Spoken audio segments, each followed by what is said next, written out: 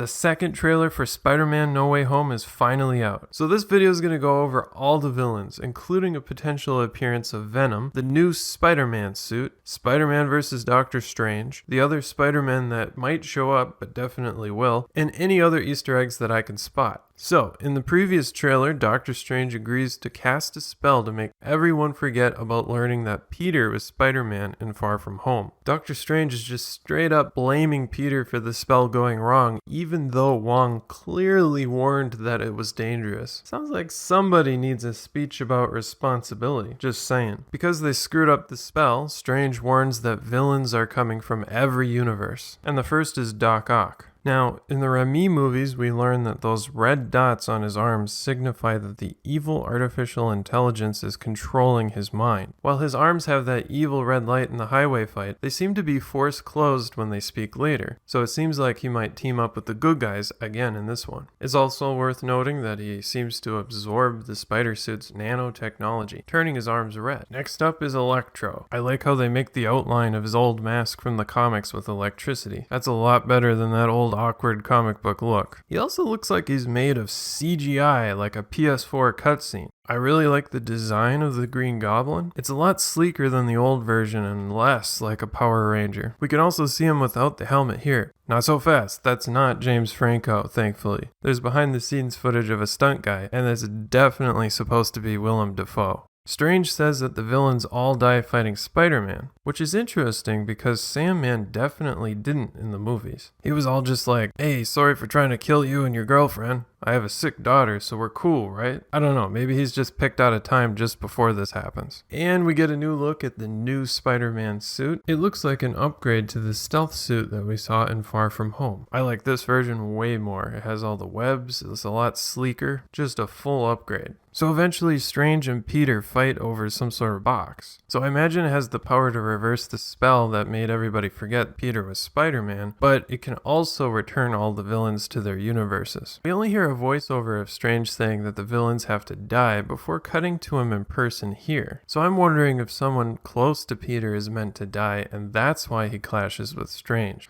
This might not work out for Peter, as he says at the end. I can't save everyone. It's almost like there's an overarching theme about responsibility going on, and it's central to the Spider-Man character. Somebody should probably give him a speech about that. Responsibility. Great responsibility. The trailer seems to hint that MJ is in trouble, but that would be way too traumatic, especially since we already saw that happen to Gwen in The Amazing Spider-Man 2. I'm thinking it could be Ned. In the comics, he briefly becomes a brainwashed hobgoblin, so I wouldn't be surprised if they kill him off and bring him back as a villain. Then he could hit his head and have convenient amnesia like Harry did in the Raimi movies. Everybody loves a good amnesia story, right? Wait a minute, are these movies just soap operas with superpowers? Huh.